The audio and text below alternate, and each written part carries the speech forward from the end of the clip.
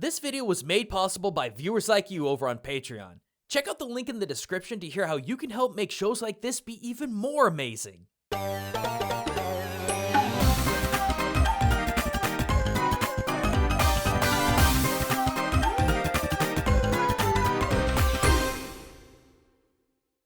Hey everyone, Gaijin Kumba here, and welcome back to another episode of Yokai Hunters, where Japanese monster and media meet in order to unravel the origins of gaming and anime's coolest characters. So today, we're going to be doing something just a little bit different. A lot of you guys have been asking me to look into this brand new winter season anime series called Inspector, or as it's known in Japanese, Kyoko Suiri, meaning inverted inference. Originally a novel series turned shonen manga made anime, Inspector is a mystery series that follows two main characters, Iwanaga Kotoko and Sakuragawa Kuro. Iwanaga Kotoko is a high school girl who was kamikakushi'd at the tender age of 11 to a grand gathering of yokai who wanted her to become their goddess of wisdom, an in-between who could help end the seemingly endless struggle yokai had with each other and the human world. But in order to do so, she had to sacrifice her right eye and left leg, which she takes pretty well for an 11-year-old kid. During a regular hospital visit, she runs into Sakuragawa Kuro, a seemingly simple college student who apparently instills terror within yokai. Why? Well, I guess we'll have to find out in the supernatural mystery extravaganza. Supernatural mystery, huh? You know, that's about as vague as the term action-adventure game. Like, is this Majin Tantei no Kami Nero levels of supernatural mystery, or is this Paranoia Agent levels of supernatural mystery? Well, according to what you guys told me, it's actually closer to Gegege no Kitaro more than anything with its constant focus of yokai creatures. And you all know how I go wild for that series. So yeah, I'm freaking psyched for it. Apparently so are my patrons who wanted me to look at least into the first episode of this series. So based on all that, let's see how much yokai folklore is actually in this show. 大丈夫ですか? これはどうも助かったよ。あー、ごめん。これが一目惚れというやつか。ああ、あの時の。でもあの女の子はベレー帽なんか被ってなかったけど。あんたは女子を帽子で識別してるの。そうですね。サキさんとも別れられたそうですから。どうしてそれを。何してるの、クロウ君。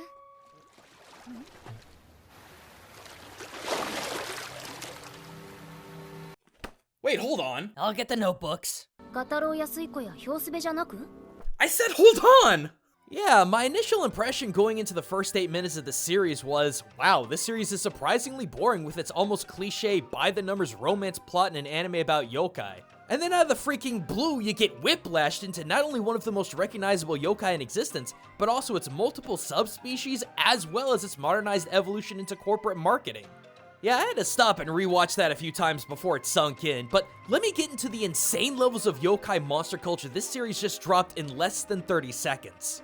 Our main lead Iwagana Kotoko over here rattles off 3 names, Gataro, Suiko, and Hyosube. To most viewers, these are just forgettable, contextless names of creatures that are only there for scripted small talk, like, who really cares, right? But you guys know me, I can't brush off a line like that and not get sucked into what the heck she was talking about. And it turns out this one little line actually begins to explain just how diverse Kappa were in Japan. In fact, I'd say it's got the most subspecies of any yokai in the country. But let's go down the list of what Kotoko was saying, and at the top is Gataro. Upon my first little bit of research, I came to find that Gataro was the name of one of 2 brother yokai in Fukusaki and the Ichikawa River. He and his brother Gajiro apparently attacked children until they began to regret their evil ways and sought a reformation from one Professor Yanagita Kunio. But the good professor had been dead for years, so the two waited at his home for a very long time. At one point, Gataro lost the water from his head bowl and was turned into stone, while Gajiro, now reformed, returned to the river where legend says he still lives today. But all in all, it turns out that Gataro was little more than a regional variant of Kappa in the Hyogo prefecture, not differentiating too much in what one would think a Kappa to be. Next, we got Suiko, and if you thought Kappa by themselves were bad, they ain't got nothing on Suiko. Found in both Japan and China, Suiko were far more short-tempered, brutal, and overall dangerous compared to its confused cousin. Literally meaning water tiger, Suiko were visually different from Kappa by their hard-scaled bodies and tiger-like claw hooks on their knees. And when it comes to the pecking order of water yokai, these guys are almost near the top with only dragons outranking them. The Oyabun of 48 other Kappa, as Matthew Meyer puts it in his book. These guys are so hardcore that they'll literally kill humans just for street cred. That's right, they'll straight up murder to look tougher in the eyes of their water dragon bosses. And unlike Kappa that go for your Shiriko Dama buttball, Tsuko suck the blood right out of you, then your soul, and then send your empty husk back to the surface. In fact, lead protag-kun Sakuragawa Kuro says that the very next day after encountering a Kappa, the police found a body drained of fluids floating in the river the next day. To deter such creatures, it was said that leaning a sickle against your house and tossing black-eyed peas or flaxseed on the ground keeps them away as they're scared of them. As for straight up killing a Suiko, the only way to do it is to take the body of the Suiko victim and place it on a plank in a small hut. The Suiko that attacked it will then return to the body and circle the hut compulsively. And as the body rots away, so too does the Suiko until nothing is left. Yeah, Suiko live and die pretty hardcore. And finally we got the Hyosube, which is a far departure from what we know Kappa to be. Again, Hyosube are far more cruel than Kappa, but unlike the Suiko, these guys are like short, bald-headed gremlins with extreme body hair. While they live in various rivers with their Kappa cousins, they'll actually wander into civilization and take baths in people's tubs, leaving their gross hair all over the place. So the personification of the phenomena of finding tons of hair in your tub and sink seemingly out of nowhere. Basically, but it gets much worse.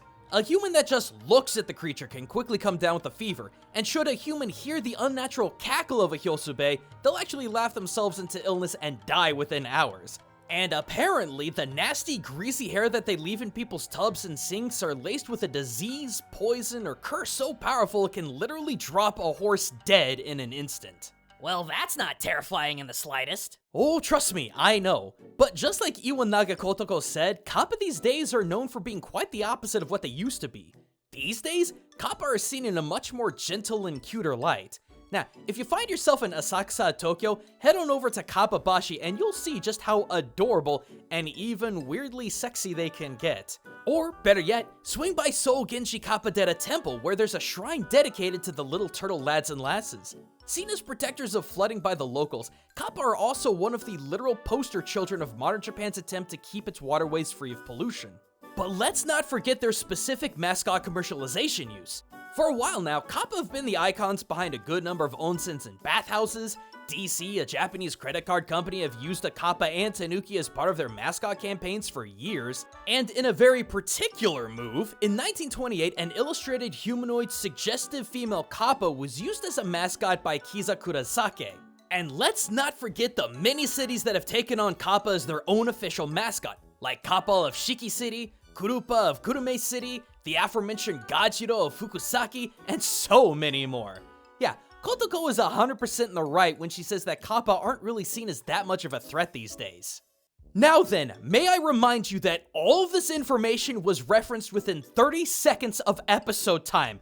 And we are, what, 8 minutes into this video already? You know, all things considered, we probably could just call it there and let everyone know that, yeah, this is definitely an anime series that goes in heavy on yokai lore. I mean, from there we run into a Bake Tanuki, or Shifting Tanuki, as well as an Ox Ayakashi, which looks just a bit like a Gyuki. True, but there were just two other things that really got me curious in the first episode that I absolutely wanted to touch on. So often in games and anime, yokai are always directly portrayed as the enemies of humanity. I mean, just look at the Nioh 2 trailer. And I just want to slay yokai, nothing more, nothing less. Next time I see that thing, it'll taste my blade. But Inspector paints yokai as being neither good nor evil by nature, but by themselves being of nature. As Kotoko says, この庭のツツジの影、花水木の梢からひそひそと私たちを伺っていもします。大方は害になるものではありませんが、確かにそこかしこに存在します。 This is something that is absolutely central to what yokai actually are within their own folklore. As we've mentioned before in an earlier video, the only true difference between benevolent kami and malevolent yokai is the fact that one of them is worshipped and the other is not. Remember that example of Seoul Genji Kappa-dera? Those are kappa, which are attributed as yokai, but in this specific circumstance, they're considered suijin, gods of water that protect the area from flooding. Kappa, like all kami and yokai, are physical embodiments of nature and natural phenomena. They are neither inherently good or evil. They just exist as they are while mankind attempts to appease them through Shinto worship. This is something that's echoed several times in this episode, and I thought it was well worth it to point it out. Finally, there's just one last cultural reference I absolutely had to dissect in this first episode. Iwanaga Kotoko herself. In the episode, Kotoko explains that in order for her to become a goddess of wisdom, so to speak, her eye and leg had to be sacrificed to obtain that status. Now, I'm sure most of you have been wondering up to this point why the heck that's even a thing. Well, in the episode, she cites something from the Kojiki, Japan's most important historical text that documents its earliest days of the country's history. 日本最大の文献と呼ばれる古事記にはクエビコという神の名が記されている。一本足で歩くことはできないが世のことをよく知ると言われる知恵の神だ。また一つ目のものも時に神、もしくはそれに近いものとして扱われていたという。 Who the heck is Kuebiko, and why is it a divine mark to have only one eye, one leg, or both? Well, for starters, Kuebiko is a kami of agriculture, wisdom, and kami specifically of the rice field itself. See, Kuebiko, loosely meaning long stretch, old, and help, is a euphemism for scarecrows. With said name coming from the slow wearing out of their bodies after prolonged exposure to the elements, yet help keep fields clear of pests. Thus, some say that scarecrows are a sort of medium between the material world and the kami Kuebiko. And as you might expect, Kuebiko's representatives all have but one leg. But what about Kotoko and Kuebiko's concept of being gods of wisdom? Well, for Kuebiko, there's a small story within the Kojiki where the great land kami, Okuninushi, was at Cape Miho in Izumo when a small boat arrived with an equally small kami. Okuninushi had no idea who the kami was, but a frog had suggested that they ask Kuebiko as he has a great deal of knowledge about many things.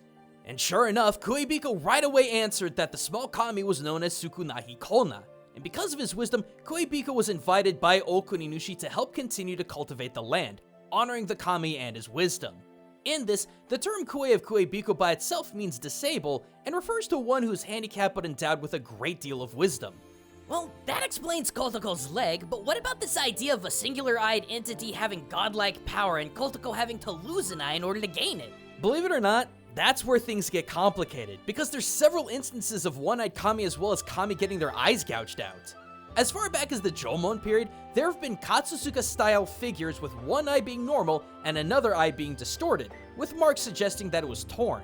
These were thought to be otherworldly creatures or representations of duality of life concepts like light and dark. But at the same time, there are Kojiki stories about the tale of Prince Yamato Takemaru, whom apparently straight up gouged out the eye of a mountain kami in the shape of a white deer. And finally, there's also the case of Katame no Kami, a Cyclops kami appearing in the Kojiki and Nihon Shoki during a handful of events, and is said to be a kami of blacksmithing. Not so unlike the yokai Ippon Datara, who is said to have been a blacksmith turned monster with one leg and one eye. You know, I could honestly keep going with more examples like the one-eyed fish Sugame no Uo, which is apparently the reincarnation of Katame no Okami, but suffice to say, Kotoko was completely right in her claims that the Kojiki was chock full of one-eyed kami. So there you have it, gang. All that culture just packed into one episode, so yeah, color me interested. Because if the rest of the series has even half the amount of material as this one episode does, I'll have a lot to work with down the line. But until next time, everyone, thanks for watching. And as always, a huge thank you to all my patrons who help keep the series alive. By the way, gang, keep an eye out for new blog posts. I've got a few big things to announce.